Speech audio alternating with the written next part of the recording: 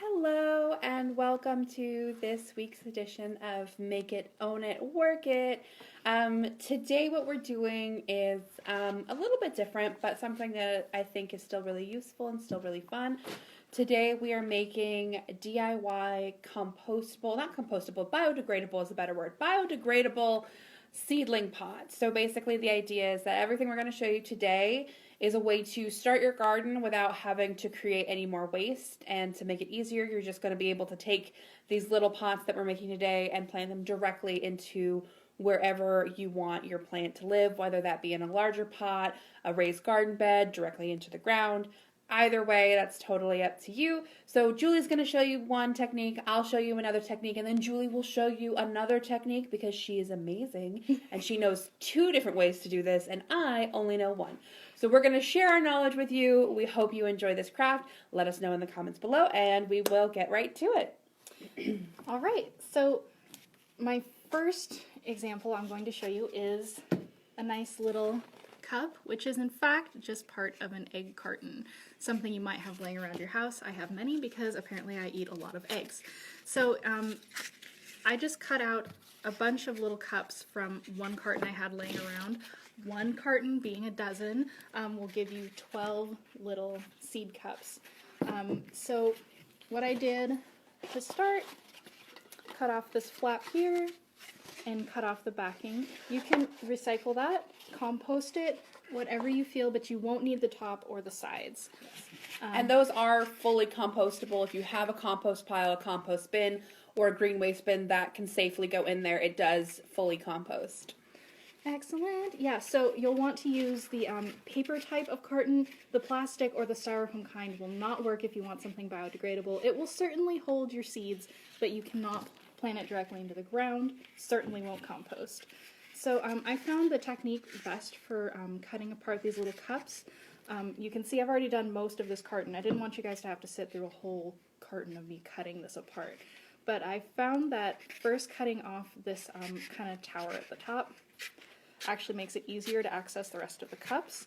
And if you have, say, like arthritis in your hands or anything where a lot of intense like squeezing, this may be an option for someone else to help you with, or you may want to use one of our other techniques that doesn't involve a lot of cutting through intense cardboard material. But it does give me hope that it's going to stay intact until we want to plant, so that's good. So basically all I've done here is cut off the tower, and now I'm just cutting between the cups. Super simple. This technique will probably hold maybe 1 or 2 seeds depending on what you want to plant. So if you're doing something big like a bean or a squash, this may not be the best option, but if you're starting something, say, like broccoli or lettuce, you could plant a couple seeds in here and they will live quite happily till you want to plant them out. Ta-da! And why is it a really good idea to cut them apart into individual cups instead of leaving it as like a tray of a dozen? Because it'll make them easy. They're already separated. So if you could start with your whole carton, just cutting off the top and the side flap, but you will have to cut it apart later. It may be easy because this will be wet material. It'll come apart quite easily, but you also risk disturbing the roots that are growing in there because the plants will be putting down roots before you see sprouts. So jarring them at a young age may cause problems for them later down the line. Thanks for mentioning it, Giselle. Yeah. And that's our little egg cups. So I also am doing a project where you have this stuff lying around. I'm actually using toilet paper tubes. You can do this with paper towel tubes if you have those lying around instead. And you can make them in a couple of different sizes. This one is a whole roll, and this one is a little like half roll. This one I brought on to show you because this is why following directions is important, and I did not follow directions. So I did not, like, you can see I don't know if you can see, the bottom of this is like bowed up because I made my cuts way too long, and so it doesn't fold the way that you're supposed to. like if you have a secure tray, it will probably still work, but the whole point is so that this sits flat. And so this should also sit flat, but it doesn't sit quite as flat as it should or as it could. So I'm going to show you how to make this really quick. So what you're going to want to do is take your roll and just squish it down, fold it flat in half.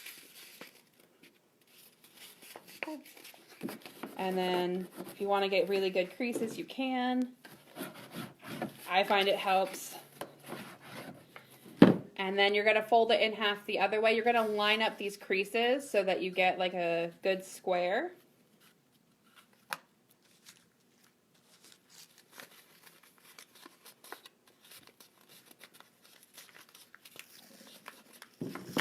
And then you can make good creases again.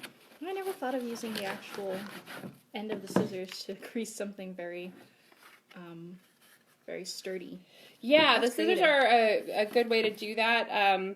If you can do it safely, like have a parent help you if you can't, or use something else. This is just what I had on hand, and I'm confident that I can, they're closed. I'm like not really touching the blade very much, but the handle is sturdy enough that you can use it to press the crease down on the cardboard because my fingers are not strong enough to do that. So you end up with a little square. And then what you're going to do is when it's folded flat one way, you're going to cut, make a cut that's about 3/4 of an inch. And I am actually getting out my ruler to sort of mark that a little bit because you do not want this to be too long. Like I said before, I made that mistake and it didn't hold right. So you just want a cut that's about, I don't even think you can see that far, but you just want a cut that's about 3/4 of the way down. Seems to be about the length of your fingertip. Yeah, just about. And then you're going to fold it in half again the other way so that you can make the slits on the other side. So you have what looks like a cardboard box situation. And if you've ever had to sort of like fold a cardboard box for like packing or stuff, we're going to do that exact same thing here in just a second. What you want to do is though is pre-crease those edges. So just fold down the flap where the cuts ends basically, so that you have nice little like movable flaps. This is going to make it the next step so much easier. So just go ahead and go around and fold all of those down and back to crease it.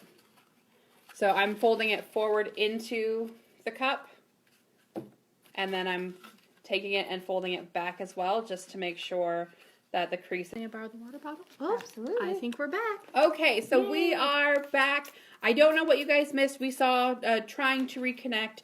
So all I've done is the flaps are now all folded and creased.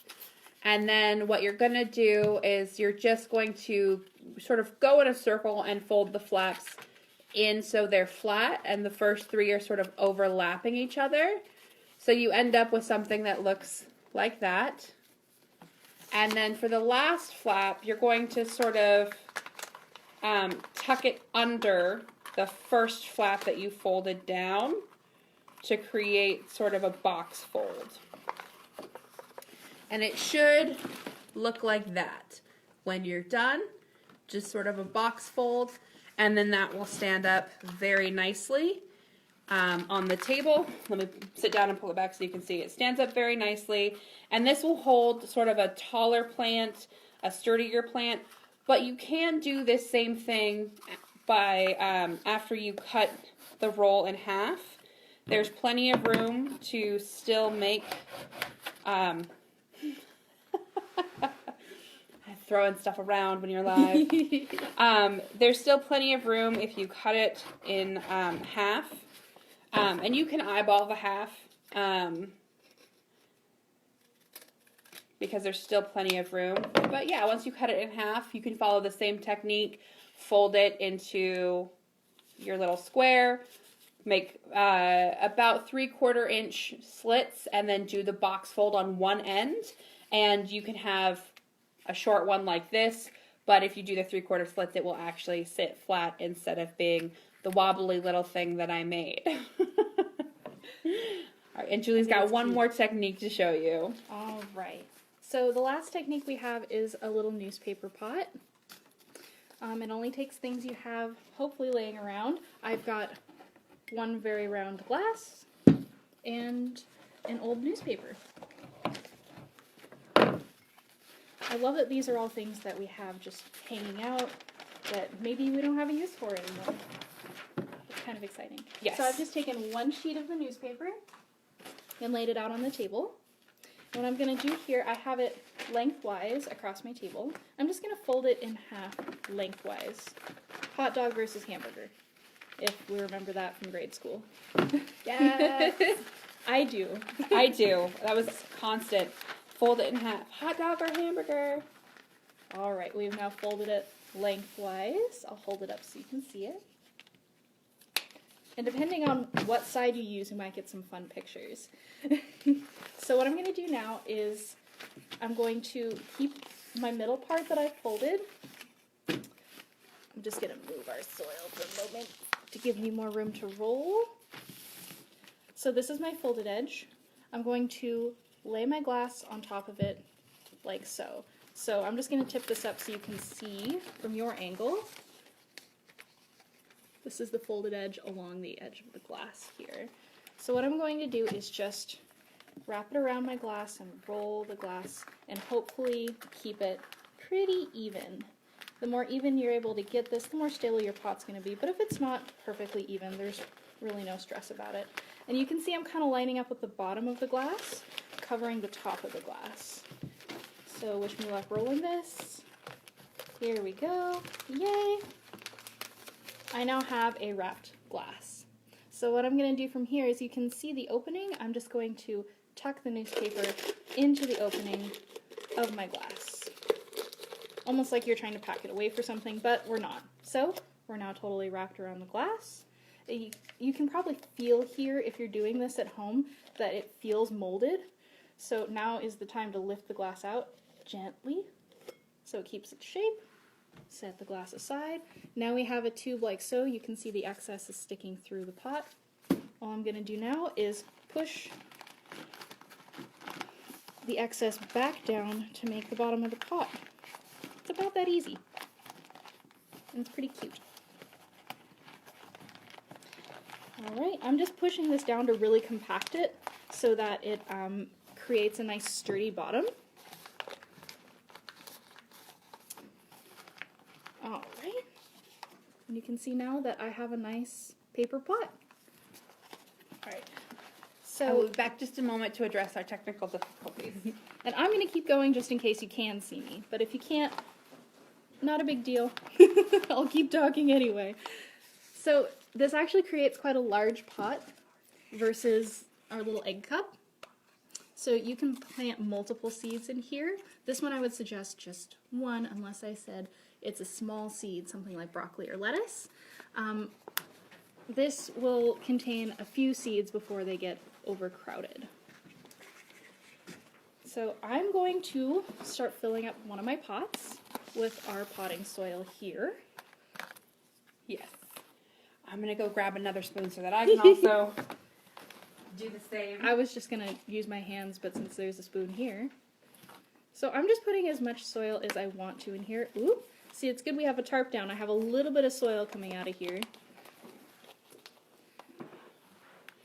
Man, it's taking too long with the little spoonfuls. I'm just getting my hands in there. Yeah. This little half one is great for the little spoonfuls. So I already did one little seed while Giselle was demonstrating making the toilet paper roll pot. I just filled up my little egg cup with as much soil as I thought it would need. Put in one of my seeds, which I am planting some melon seeds. This is a cantaloupe seed. In here, I only put one.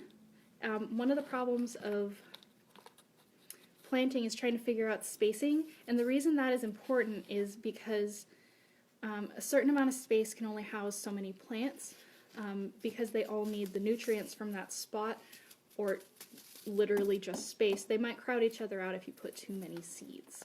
So just the one melon seed for this little cup, but I might put maybe 2 or 3 in this.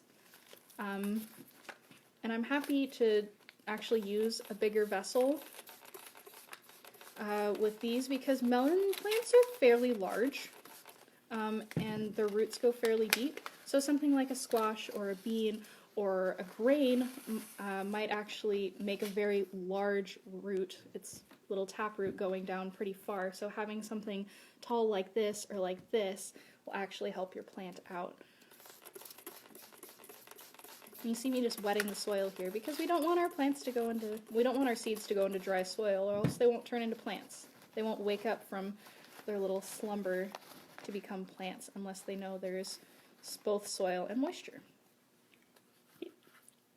So I'm planting an organic pepper mini bell blend.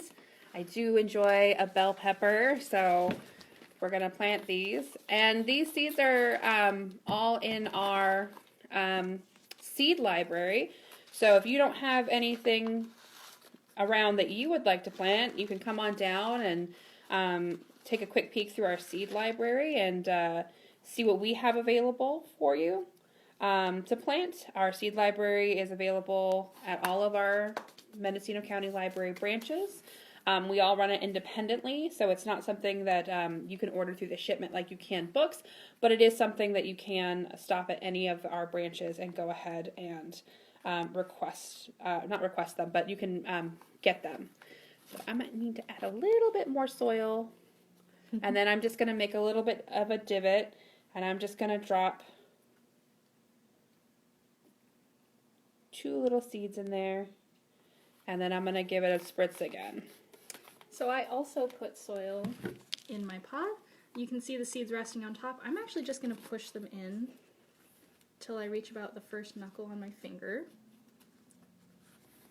Now you can't see them anymore. They've disappeared into the soil. And then I'm going to just make sure they're covered up. Now with these, you don't want to bury them too deep. Say don't put in your seed first and then cover them in soil, or else the poor little plant's not going to be able to find its way up to the light.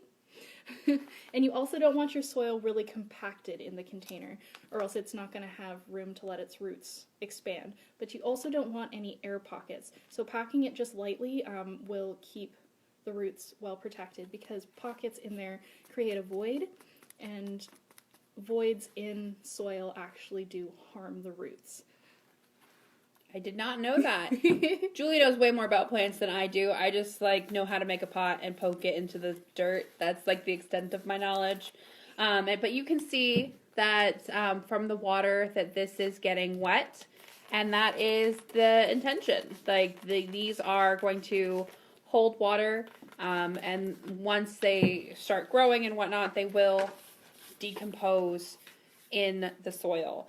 So we have a waterproof tray that we're going to rest our starts in, so that if they start to decompose before we're ready to put them in the ground, we're not having a giant mess of soil everywhere. So do you have anything to add? I do have a little something to add. Peppers and melons specifically are warm weather plants. In order to make their sprouts, they would like a little warmth. So I'm going to find a nice windowsill in the library for these to live in and make sure they don't dry out. They want heat and warmth. With other plants, they may not need this, although they'll probably appreciate the sunlight if you can get it to them. So keeping them nice and moist in a place, if you're putting them in the windowsill, they may dry out quicker there. You can also put these on top of your refrigerator. Your refrigerators actually put out quite a lot of heat trying to cool the contents inside. And if you're really daring and also really cautious, you can put them in your oven with the door closed, because there's a pilot light in there. But do be aware they'll dry out quickly, and if you start your oven, you will cook your seeds, best case scenario. Yes. And this is accurate for a gas stove. This probably won't work for an electric stove, because the electric doesn't have a pilot. Ah, yes, I have a gas stove at home, so I didn't think about electric. I do have an electric stove at home, so I know mine doesn't have a pilot light. Power outages are really rough when you have an electric stove. No way to cook at all unless you get out of the camp stove. But that is our project for today. At some point, we will also do decorative pots so that you can transfer your seedlings into something beautiful to enhance your garden. But we now have 3 methods to plant your seedlings in a biodegradable way. You're reusing stuff that would otherwise be wasted or go to recycle, and it will decompose and go back into the soil. But thank you so much for joining us today on Make It, Own It, Work It, and we will see you next time. Bye.